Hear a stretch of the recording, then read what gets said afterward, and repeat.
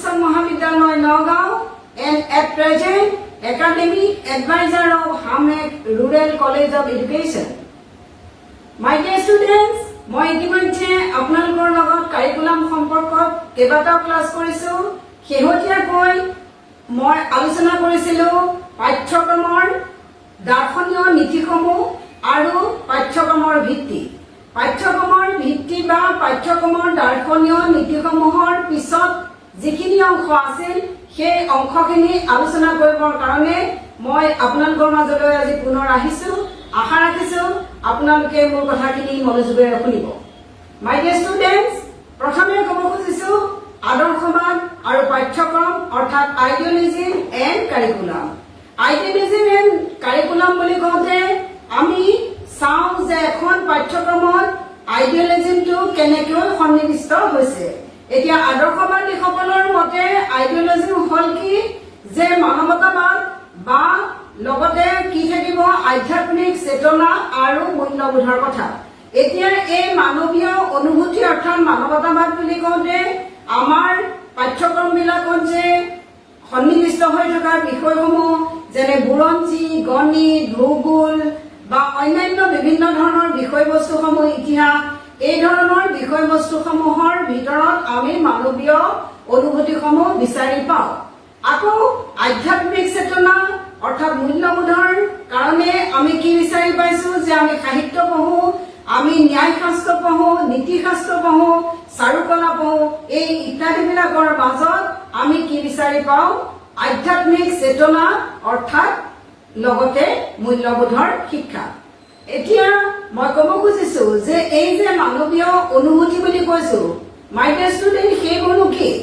আমি যে ইজনে সিজনৰ প্ৰতি যিখিনি মহানতা দেখুৱাওঁ, যেনে মই এটা সৰু উদাহৰণ দিব বিচাৰিছো যে মোৰ কাষৰ এঘৰ মানুহ য'ত তেওঁলোকক চোৱা চিতা কৰিবলৈ কোনো নাই, বৃদ্ধ মানুহ দুজন আছে, কিন্তু বৃদ্ধ মানুহজনৰ যেতিয়া অসুখ হয় কেতিয়া তেখেতৰ পৰিবাৰে হয়তো তেওঁক হস্পিটেললৈ লৈ যাব পৰাকে তেওঁৰ গাত সেইখিনি শক্তি নাই বা তেওঁ তেনেধৰণৰ মৰে, তেতিয়া মই ওচৰ চুবুৰীয়া হিচাপে মই তেওঁৰ খা খবৰ লৈ তেওঁক পৰাপক্ষত হস্পিটেললৈ লৈ যোৱা বা তেওঁক যিখিনি যাৱতীয় ব্যৱস্থা কৰিব লাগে সেই ব্যৱস্থাখিনি যদি মই কৰি দিব পাৰো সেয়াই হ'ল মোৰ মানৱীয় নিদৰ্শন।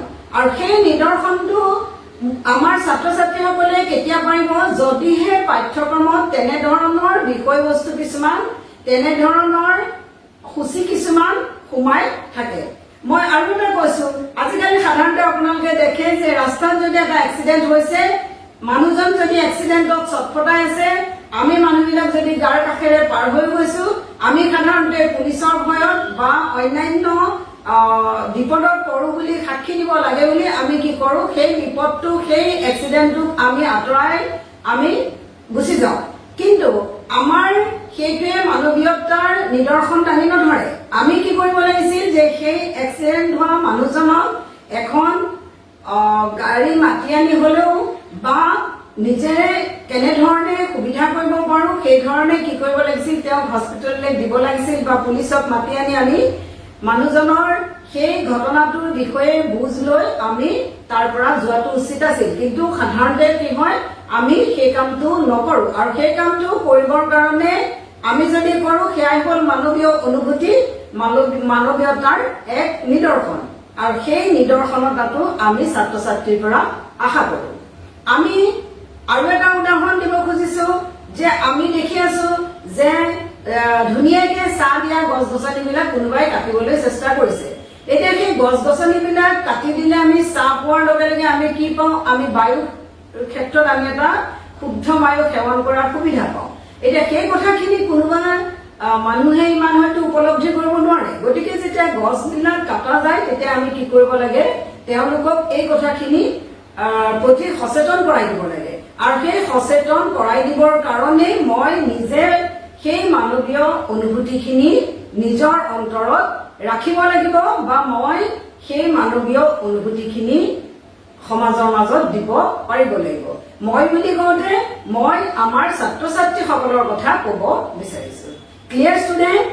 আনহাতে ক'ব খুজিছো আধ্যাত্মিক চেতনা বা মূল্যবোধৰ কথা। আজিকালি দেখিছে যে ছাত্ৰ ছাত্ৰীবিলাকে সৰু সৰু কথাবিলাকো বুজি নাপায়, সামান্য সমাজত কেনেধৰণে চলিব লাগে এই কথাখিনিও নাজানে।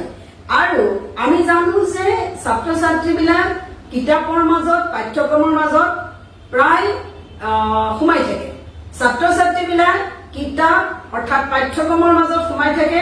আৰু যদি পাঠ্যক্ৰমত কিছুমান বিষয়বস্তু দিয়া যায়, প্ৰবন্ধ, গল্প, কবিতা, এইবিলাকত যদি আমাৰ আধ্যাত্মিক চেতনা বা মূল্যবোধৰ কথা সন্নিৱিষ্ট কৰা থাকে, সেইবোৰ পঢ়ি তেওঁলোকৰ সেই চেতনাটো জাগ্ৰত হ'ব।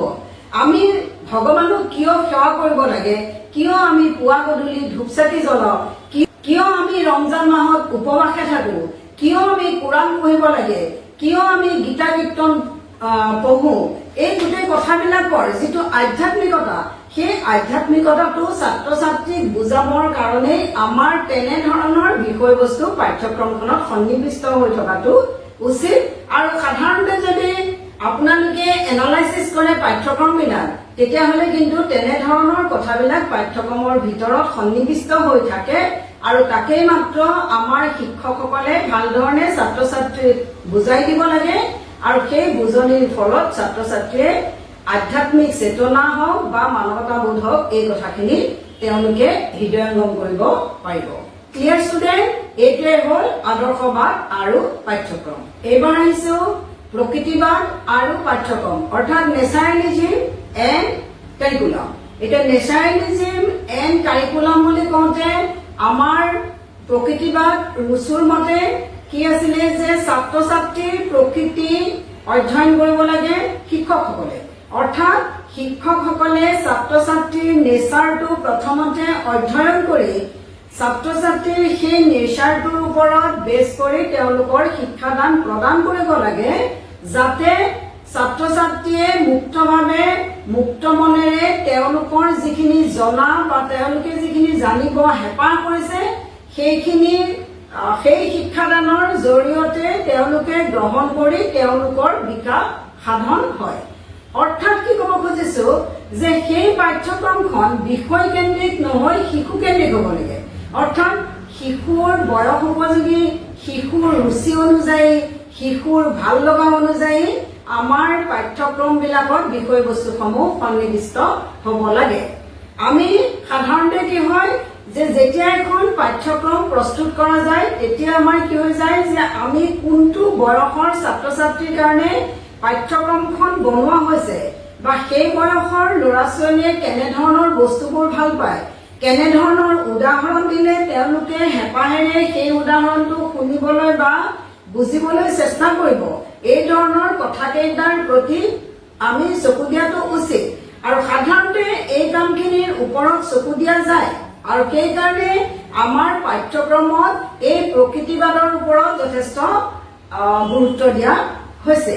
আমাৰ ৰুচুৱে কৈছে যে এই যিবোৰ পাঠ্যক্ৰম য'ত আমাৰ নেচাৰেলিজিম সোমাই আছে, তেনেধৰণৰ প্ৰকৃতিৰ বিষয়ে আলোচনা কৰিবৰ কাৰণে সাধাৰণতে কি হৈছে উদ্ভিদবিদ্যা, জীৱবিদ্যা, পদাৰ্থবিদ্যা, ৰসায়নবিদ্যা, নৃতত্ব, এনেধৰণৰ যিবিলাক বিষয়, সেই বিষয়বিলাকৰ জৰিয়তে এই প্ৰকৃতিবাদৰ কথা ছাত্ৰ ছাত্ৰীয়ে বুজি পায় আৰু ছাত্ৰ ছাত্ৰীয়ে অধ্যয়ন কৰি তাৰ পৰা সমাজত তেওঁলোকে তেওঁলোকৰ যিটো নেচাৰৰ লগত সেই বিষয়বিলাক সোমাই আছে, তেতিয়া তেওঁলোকে কি কৰিব পাৰে, সেই শিক্ষাদান লৈ সেই শিক্ষাৰে তেওঁলোকে সমাজত তেওঁলোকৰ যিখিনি কৰণীয় সেই কৰণীয়খিনি দিব পাৰে। এতিয়া তাৰ লগে লগে আৰু এটা কথা হ'ল যে আমি যেতিয়া হিষ্ট্ৰী ইতিহাস আমি অধ্যয়ন কৰিব বিচাৰো, তেতিয়া আমাৰ কি হৈ যায়, এটা বুৰঞ্জী এটা ছাবজেক্ট আছে। আমি যদি আমাৰ শৰীৰৰ উৎকৰ্ষ সাধন কৰিব বিচাৰো, তেতিয়াহ'লে তাৰ বাবে কি হয়, শৰীৰ চৰ্চা এটা বিষয় ভৰোৱা হৈছে। আমি যদি আনন্দ কৰিবৰ কাৰণে আমি বেলেগ বেলেগ দিশত আগবাঢ়ি যাব বিচাৰো, তেতিয়াহ'লে আমাৰ কি হৈছে, চাৰুকলা, নৃত্য, বাদ্য ইত্যাদি বিষয়সমূহ আমাৰ কি হৈছে পাঠ্যক্ৰমত সন্নিৱিষ্ট কৰা হৈছে। আৰু সেই পাঠ্যক্ৰমবিলাকৰ জৰিয়তে, সেই পাঠ্যক্ৰমত সন্নিৱিষ্ট বিষয়সমূহৰ জৰিয়তে ছাত্ৰ ছাত্ৰীৰ যিটো প্ৰকৃতি, ছাত্ৰ ছাত্ৰীৰ যিটো নেচাৰ, সেই নেচাৰটো তাৰ পৰাই কি হ'ব, প্ৰকাশ হ'ব।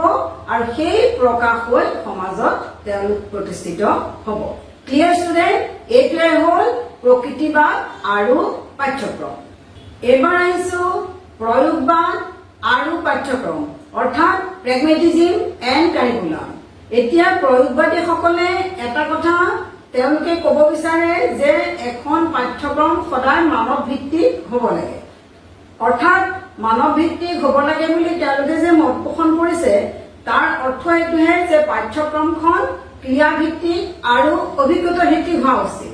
এতিয়া ক্ৰিয়াভিত্তিক অভিজ্ঞতা ভিত্তিক হোৱা বুলি কোৱা মানে আচলতে আমি খুব ইজিকে ক'ব খোজো যে পাঠ্যক্ৰমখন বাস্তৱ জীৱনৰ লগত মিল হোৱাকৈ বনাব লাগে। এতিয়া বাস্তৱ জীৱন মানে কি, আমি যিটো জীৱন লৈ আমি চলি থাকো, আমি সদায় এটা সিচুৱেশ্যন লৈ চলো, আমি সদায় এটা পৰিৱেশ লৈ চলো। এই যে আমি যিটো সিচুৱেশ্যন বা যিটো পৰিৱেশৰ লগত আমি খাপ খাই আগবাঢ়ি যাওঁ তাৰ কাৰণে পাঠ্যক্ৰমত থকা বিষয়সমূহ একেধৰণৰ হ'ব লাগে, যাতে সেই বিষয়সমূহ পঢ়ি ছাত্ৰ ছাত্ৰীয়ে যিটো আমাৰ বাস্তৱ জীৱন আমি কেনেকৈ গতি কৰিম সেই গতি কৰিবলগীয়া ৰাস্তাটোৰে আমাৰ ছাত্ৰ ছাত্ৰীসকলো আগবাঢ়ি যাব পাৰে। এতিয়া তাৰ কাৰণে আমাৰ কি হৈছে, কিছুমান বিষয়বস্তু পাঠ্যক্ৰমখনত সন্নিৱিষ্ট কৰিব লাগে। যেনে সমাজৰ ব্যৱহাৰিক জীৱনটো আগবঢ়াই নিবৰ কাৰণে আমাৰ কি লাগে, কৃষি, বাণিজ্য, গাৰ্হস্থ্য বিজ্ঞান আদি বিষয়সমূহ আমাৰ পাঠ্যক্ৰমত থাকিব লাগে। আকৌ সমাজৰ বিভিন্ন সমস্যাসমূহ দূৰ কৰিবৰ কাৰণে ভূগোল, বিজ্ঞান, গণিত, ইতিহাস ইত্যাদি বস্তুবোৰ ইত্যাদি বিষয়বোৰ তাত সন্নিৱিষ্ট হৈ থাকিব লাগে। আনহাতে বৈজ্ঞানিক দৃষ্টিভংগী বৃদ্ধিৰ বাবে আমাৰ পদাৰ্থবিদ্যা, ৰসায়নবিদ্যা, গাৰ্হস্থ্যবিদ্যা বা আমাৰ যিবিলাক জীৱবিদ্যা, নৃতত্ব এই ধৰণৰ বিষয়সমূহ সন্নিৱিষ্ট হৈ থাকে। আকৌ কথোপকথন, শিল্পসুলভ আদি দিশৰ প্ৰকাশৰ বাবে আমাৰ কথন, লিখন বা অঁকা, ছবি অঁকা, চিত্ৰাংকন বা শিল্পসুলভ বিকাশৰ বাবে আমি কি কৰিব লাগে, পঠন, লিখন, হাতৰ কাম, অংকন, গণনা ইত্যাদি বিষয়সমূহ পাঠ্যক্ৰমত সন্নিৱিষ্ট কৰিব লাগে। আৰু আপোনালোকে যদি দেখে যে আমাৰ পাঠ্যক্ৰমবিলাকত এনেধৰণৰ কিন্তু বিষয়সমূহ সন্নিৱিষ্ট কৰা থাকে আৰু এই বিষয়সমূহ কি হৈছে আমাৰ বাস্তৱ অভিজ্ঞতাৰ ওপৰত ভিত্তি কৰি বনোৱা যায়। আৰু এই পাঠ্যক্ৰমসমূহ যদি আমাৰ ছাত্ৰ ছাত্ৰীয়ে ভাল ধৰণে অধ্যয়ন কৰিব পাৰে তেতিয়াহ'লে এই পাঠ্যক্ৰমৰ জৰিয়তে ছাত্ৰ ছাত্ৰীসকল বাস্তৱ জীৱনত আগবাঢ়ি যাব পৰাকৈ তেওঁলোকৰ এটা দায়িত্ববোধ, তেওঁলোকৰ এটা কৰ্তব্যবোধ আহি পৰিব আৰু তেওঁলোকে বাস্তৱ সমাজখনৰ লগত ভাল ধৰণে চলি যাব পাৰিব। Clear student?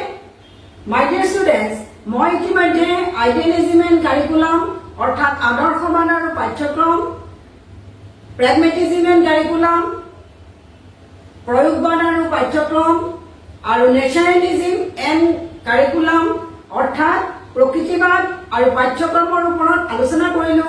মই আশা ৰাখিছো মই আজি আলোচনা কৰা এই কথাকেইটা আপোনালোকে বুজি পাইছে, আৰু বুজি নাপালেও কথা নাই, মোৰ কমেণ্ট বক্স খোলা আছে।